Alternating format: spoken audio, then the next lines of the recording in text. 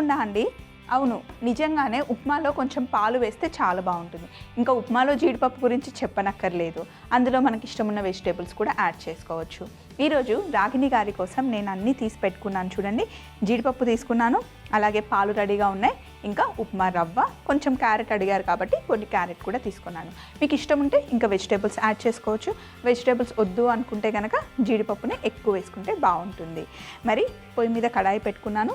అలాగే ఎప్పుడైనా గుర్తుపెట్టుకోండి, మనం ఉప్మా చేసేటప్పుడు రవ్వకి కొంచెం మెత్తగా ఉప్మా ఉండాలి అనుకుంటే 1 వంతు రవ్వ వేసుకుంటే 3 వంతులు నీళ్లు వేసుకోవాలి. అయితే ఈరోజు మనం కొంచెం పాలు వేసి చేస్తున్నాం కాబట్టి 1 కప్పు రవ్వకి 2 కప్పుల నీళ్లు, అలాగే 1 కప్పు పాలు వేసుకుంటే బాగుంటుంది. ఆల్రెడీ నేను 2 కప్పుల నీళ్లు గిన్నెలో వేసి అవి వేడవుతూ ఉన్నాయి. అలాగే ఇక్కడ ఒక బాండీ పెట్టాను, బాండీ కూడా వేడిగా ఉంది. ఇందులో తాలింపుకు సరిపడా నూనె వేసుకోవాలి.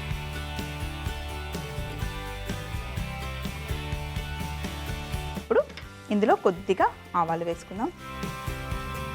అయితే ఉప్మాలో ఎప్పుడు తాలింపు వేసినా సరే ఎక్కువ ఆవాలు, ఎక్కువ జీలకర్ర వేయకూడదు. అక్కడక్కడ మనకి ఆవాలు కనిపించేలా ఉంటేనే బాగుంటుంది, లేదంటే ఎక్కువ ఆవాల టేస్టే వచ్చేస్తుంది. జీలకర్ర కూడా మరీ ఎక్కువ వేయకండి, కొంచెం వేసుకుంటేనే బాగుంటుంది. జీలకర్ర ఆవాలు వేసిన తర్వాత శనగపప్పు కూడా కొంచెమే వేస్తున్నాను, ఎందుకంటే మనం జీడిపప్పు ఎక్కువ వేసుకుంటున్నాం.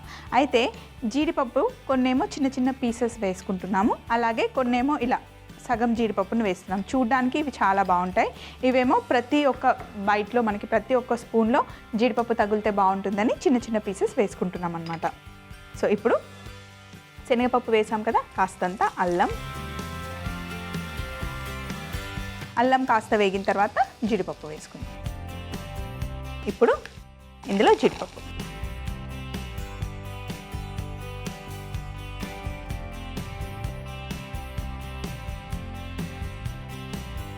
ఇంకా పచ్చిమిర్చి,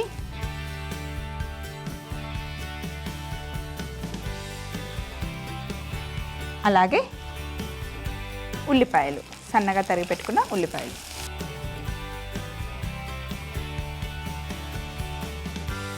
ఉల్లిపాయలు వేసిన తర్వాత ఉప్పు కూడా వేసుకోవాలి.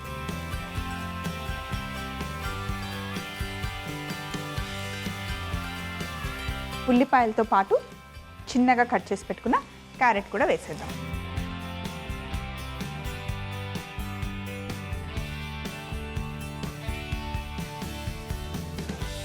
అలాగే కరివేపాకు.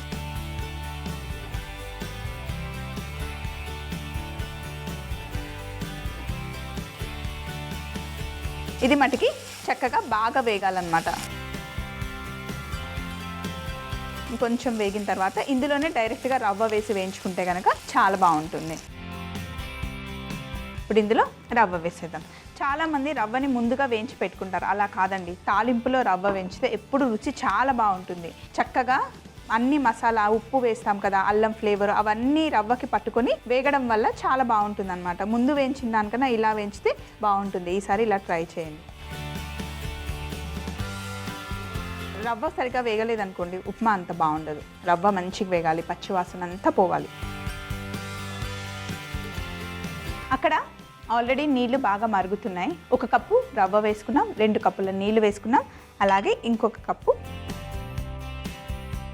పాలు కూడా ఇందులోనే వేసేస్తే చక్కగా మరుగుతాయి అన్నమాట. వేడిగా ఉంటాయని అందులో వేసాను.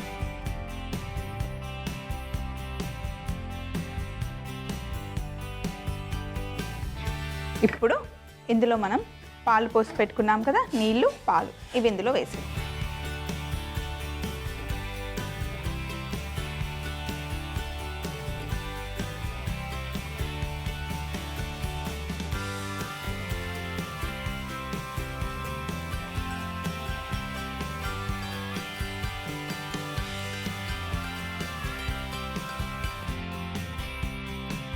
మూత పెట్టేసి ఒక 10 నిమిషాలు బాగా ఉడకనివ్వాలి. మరి ఈలోపు ఇక్కడ అంతా క్లీన్ చేసుకొని బౌల్ కూడా తెచ్చేసుకుందాం. జీడిపప్పు పాల ఉప్మా రెడీ అయిపోయింది. ఒక్కసారి మూత తీసి కొంచెం పైనుండి కొద్దిగా నెయ్యి వేసుకుంటే ఆ రుచే వేరు.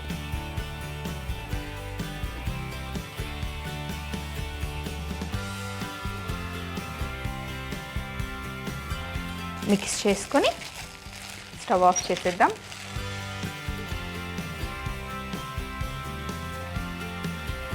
ఒక బౌల్ తీసుకుందాం.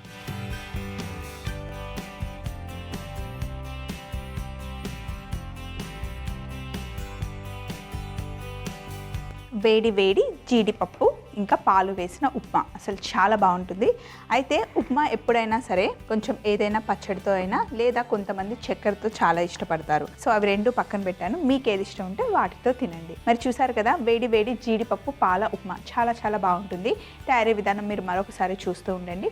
ఈలోపు మనం ముందు చేసి పెట్టుకున్న దహీ చికెన్ కూడా తెచ్చేసుకుందాం. జీడిపప్పు పాల ఉప్మా తయారీ విధానం: ఒక కడాయిలో నూనె వేడి చేసుకొని అందులో ఆవాలు, జీలకర్ర, శనగపప్పు, అల్లం ముక్కలు, జీడిపప్పు, పచ్చిమిర్చి ముక్కలు, ఉల్లిపాయ ముక్కలు, సరిపడా ఉప్పు, క్యారెట్ ముక్కలు, కరివేపాకు వేసి వేయించి తాలింపు చేసుకొని అందులో ఉప్మా రవ్వ కూడా వేసి బాగా వేయించుకోవాలి. ఇప్పుడు 2 వంతుల నీళ్లు 1 వంతు పాలు పోసి మరిగించుకోవాలి. తరువాత వేగుతున్న రవ్వలో పాలు పోసి ఉడికించుకొని చివరగా దించుకొని పైనుండి కొద్దిగా నెయ్యి వేసి కలుపుకొని సర్వింగ్ ప్లేట్ లోకి తీసుకుంటే జీడిపప్పు పాల ఉప్మా రెడీ అవుతుంది.